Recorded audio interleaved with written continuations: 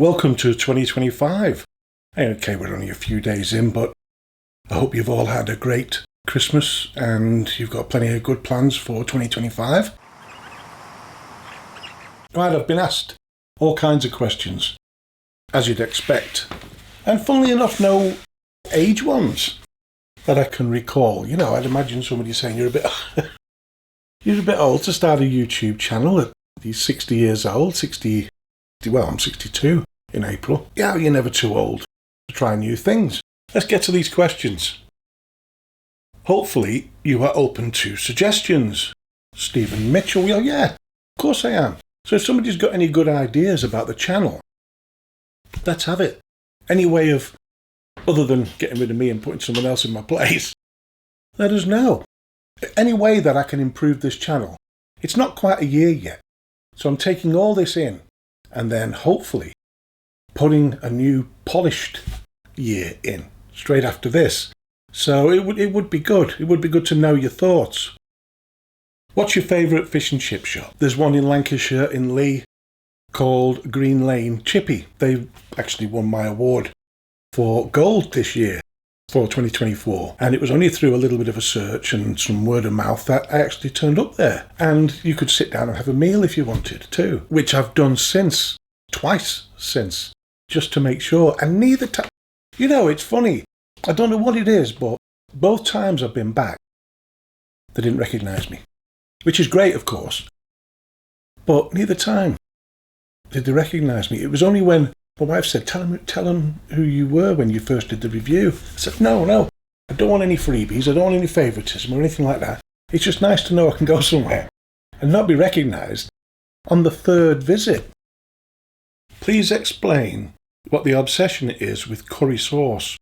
Tim, there's always a bit of a battle between fish and chip shops and curry takeaways or Indian takeaways or Bangladeshi, and it just goes on like that. Always. So we like our curry. But as far as the curries in the chip shops go, with the Chinese actually getting involved in the chip, like the Greeks actually got involved a lot earlier.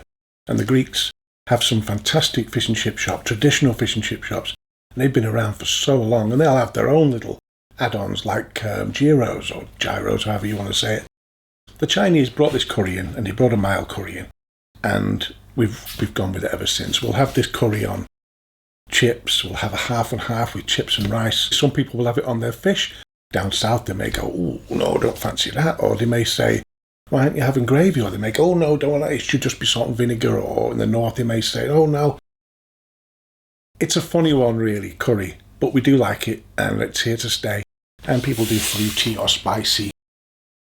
Are deep fried cheese curds even something you can find in the UK? Christina. Well, I'm not aware of being able to buy the actual cheese curds.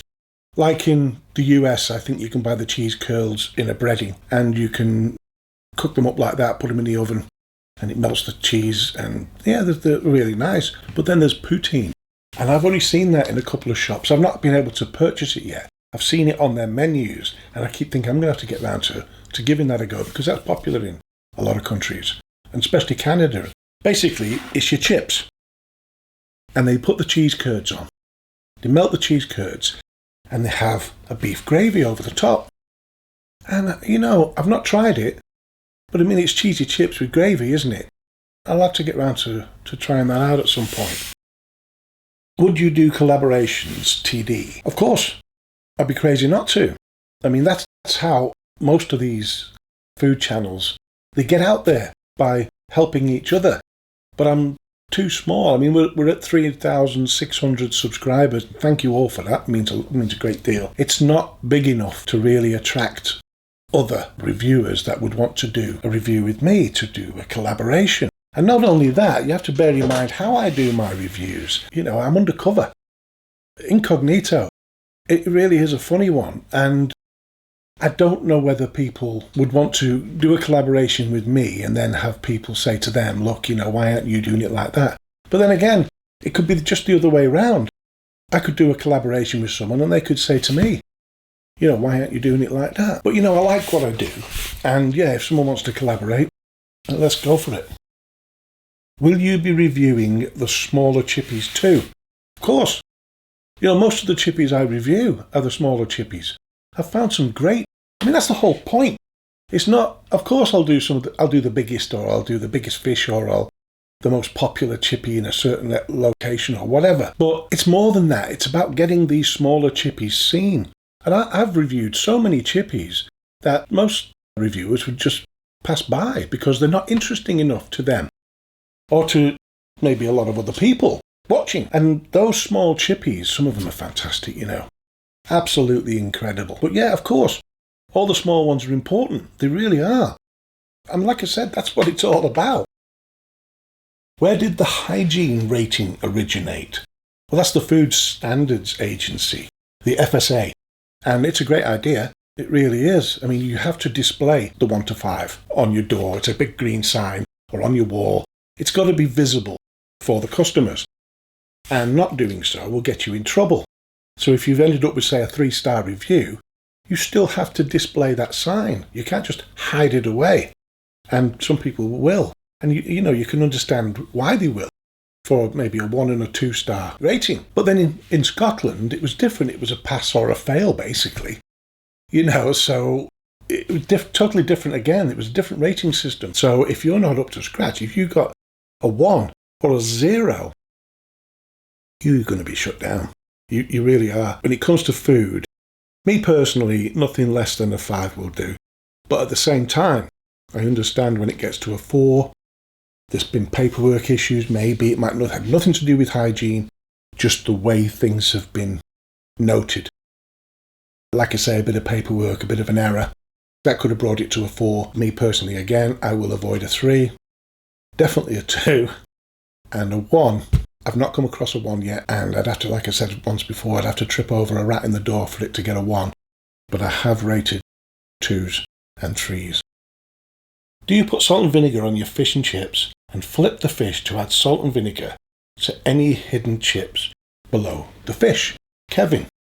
No, I can't be bothered with all that. I mean, a lot of the time I try to get my fish separate from the chips, because once they fold it, or even in a box, once it gets enclosed with the chips, it can affect the batter for me. You know, I like it as crispy as I can. But it's not really a deal breaker if I get my fish and peas on top of the chips. It really isn't. Or fish, chips and curry all together. I mean, if I need more salt on anything when I get to it, I'll put more salt on then. You never seem to try to review the gravy at places. I know it's usually the generic stuff in a big tub. Do you not like gravy? Matt WUK. Love gravy. I really do. But yeah, it can be very samey, and it's more often than not made from granules or in a big tub. You know, I will get it if I believe they've got maybe an onion gravy or a mushroom gravy or spicy gravy, just a gravy that they do themselves and that they're proud of. Curries, you know, they're usually, of course you can buy pre-made chippy curry sauce, but quite often a shop will try to add its own fruit or its own spices and stuff like that. So you've got more of a chance of finding something different with the curry than you have with the gravy. Are you a scraps man, son? Robert. Oh, yeah. If the scraps going, I'm having them. It's that simple. A big one. How much do you spend on chippies and what is your return? The aim, financially, is to reach a point where each review... I'm a writer. I'm semi-retired. This is a project that's dear to my heart. It's a mission that I'm on. I'm not expecting it to be a job, and I don't need it to live on. All I need it to do, really, is cover itself, including the fish and chips or any other chippy foods I've had, travel, insurance, Airbnbs or whatever, depends where we've stayed, fuel, depreciation on the vehicle, other items, stationery. There's so many other add-ons, accountancy, that, you know, you have to sort of put in there. It's not just a case of it's a price of fish and chips and whatever you get back is what you get back. It's not like that at all. But you've got to bear in mind, like I said, everything else that's involved. Plus, I don't just get fish and chips, do I? I'll get other foods. My wife's got to eat too while we're there. You know, there's lots of items that I'll want to get. Sometimes I've spent £42 at one chippy. So add fuel and everything, all these other costs to that. So in case you're wondering why I keep looking over that way, I've always found it hard to look at the camera. But it's just that I've got windows in my garage doors and shadows go past sometimes, and it's nice and light, and it's just I'm not looking straight at you type of thing. So if anybody thinks I'm making any money, I'm not. And even when it comes to a point, and I hope it does, where there's enough of a return to cover. Now, if it got to a level like that, whatever I'm making over, say, what I need to do 4 reviews a month, I will put into more reviews a month. I'll go further. I'll cover more distance throughout the UK. And I stay longer in places, cover more chippies. I'll be able to do a lot more. So that money will be going back into it. So anyway, I'm not there yet. But that's not my mission. Like I say, my mission is to support and promote our traditional fish and chip shops all over the country. How big are you? Big Baz. I'm big. Yeah, I'm big. And I'm a little bit lighter, actually, than when I first started. And I've always been big in the building industry all my life. Worked hard, so I might not agree. But that's the way you lift heavy things, and you're going to develop that build, aren't you? How do you feel about other reviewers? Well, I like some of them. I particularly like Danny Mallon. I've watched a lot of his stuff. I think he's sort of a Yorkshire treasure, isn't he? And I hope he continues for a lot longer. I mean, I'm not interested in kebab shops and stuff like that. Fried chicken shops, pizzas. But I do like it when he does something a little bit different. Why do you not review the worst chippies very often? What's the point of that?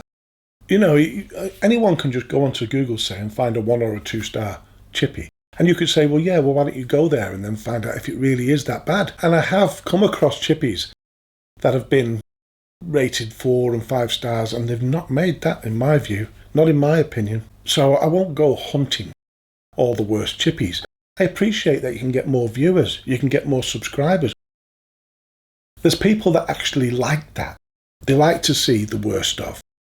And I don't know whether they actually like to see the businesses go under, but maybe it's just not a thought. But that's what's happening to them businesses. When somebody goes in, and I really don't like that, when they go in and they're determined to give it a bad review as soon as they go through the door, because it's going to get them viewers, it's going to get them subscribers.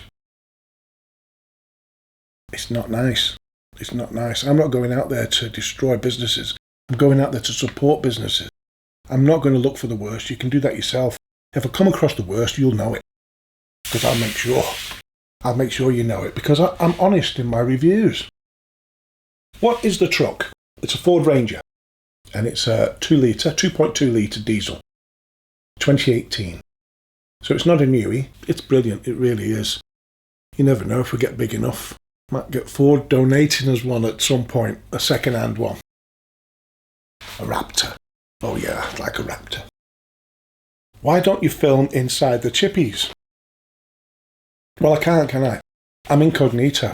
As soon as I put a camera on the table, I'm sort of inviting extras. I'm inviting a different kind of service.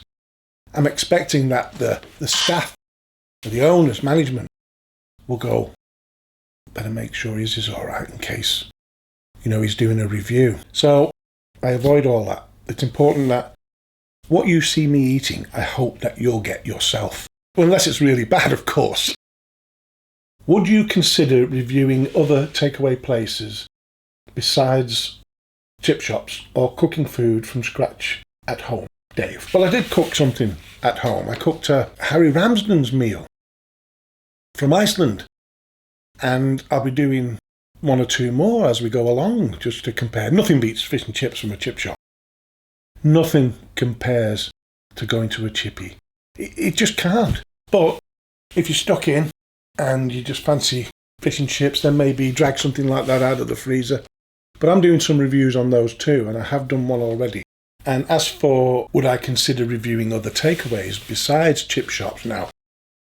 I mean, if it's a fish and chip restaurant or a seafood restaurant that does a chippy kind of takeaway, then yeah, I'll do that. What do you think about cash-only chippies?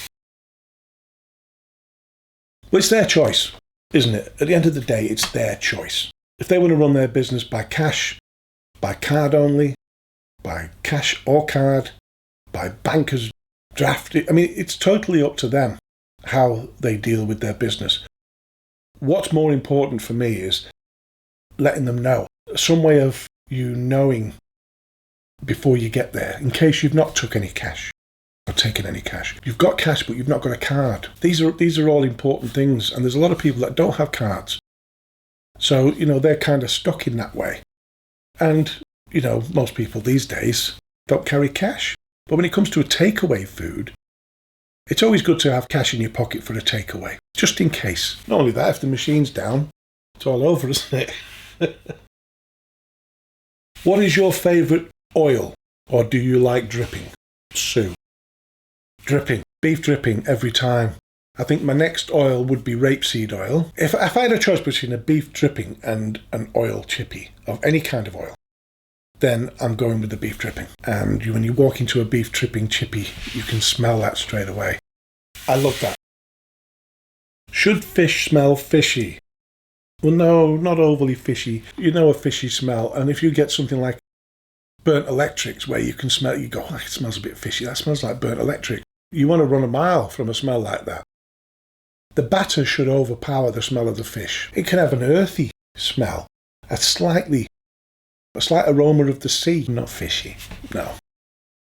How long does it take to make a video, Stu? It can take I can go out in the morning, say, and go to a chippy, and it might be an hour away, 2 hours away. So my day's really gone by the time we've had something to eat and got back. The next day will be all about, if I'm doing it the next day, but it will take a full day to edit it and publish it. So 2 days for each video, because I'm doing everything. I'm doing the sound, I'm doing the video, I'm doing the setup, I'm doing the research, and everything about it I'm doing. My wife's helping me to keep going, so I'm not having to think about anything else. She'll help me set it up, really. When it comes to putting the tablecloths on, and she'll write the names on the box of the chippy, and she'll help me eat it, of course. But yeah, together we're a good little team.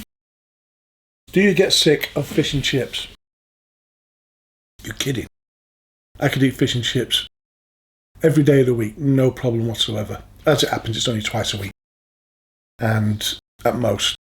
So, I do look forward to it when it comes round. I never get sick of trying fish and chips from different places. You just don't know what you're going to get. You don't know what to expect. Surely you're not doing your heart any favours. If I was to sit and eat battered sausage all the time, battered burgers, all that kind of stuff, then yeah, there'd be a problem. That's not the case. Fish chips, mushy peas, great. It's great food. Not where some foods and you've got a lot of stuff you don't know what's in. There's so many foods that are so much worse than good chippy fare. There really is. And it's value for money in my opinion too. It really is. So no. And, you have to bear in mind too that I work out. It's heavy. I love training. I love doing weight training. On your travels, have you encountered any regional variations in fish and chip preparation or presentation that surprised you? How do these differences reflect the local culture? Ray Hennessy. No matter where you go in the country, there's something different. And it's not just a regional thing. There is a bigger regional thing going on. But I can go to one chippy down the road and then a couple of miles away to another chip, and they'll have done things differently. And so if I get to the East Coast, I'm in the north, I'm expecting, on the Yorkshire coast, say, I'm expecting mostly beef dripping. If I go to the opposite coast on the west, I'm expecting mostly oil. You can go to different places and find that haddock is more popular in the north. There's all kinds of different things that you might have in the north that you won't have in the south. And so you break it down, there's all kinds of different things. And that's what I'm loving about it. I'm finding all kinds of different foods. You'll get battered haggis. I mean, in Scotland, it seems to batter everything. I've had battered pizza, or pizza crunch, if you like. So, there's all kinds of great foods all over the country, and everybody does it their own way. Brown or red sauce, Paul McGuinness. Well, I'll have brown sauce on a fry-up or a cottage pie or something like that. When it comes to chippy fare, I don't really bother. When it comes to chips, if it was a choice between brown sauce and red sauce, I'll pick red sauce. When it comes to pies, I will have red sauce on a pie. And that's because I was brought up, really, born in England, but brought up in Australia. And we always used to have loads of tomato sauce on our pizzas, pies. How do you deal with haters on social media? Oh, there's plenty of them, blaming everyone for everything. And there's a term, crabs in a bucket. And it's from where you put a load of crabs in a bucket and you'll get them trying to climb out. And just as one gets to the top, the others will be pulling it back down again.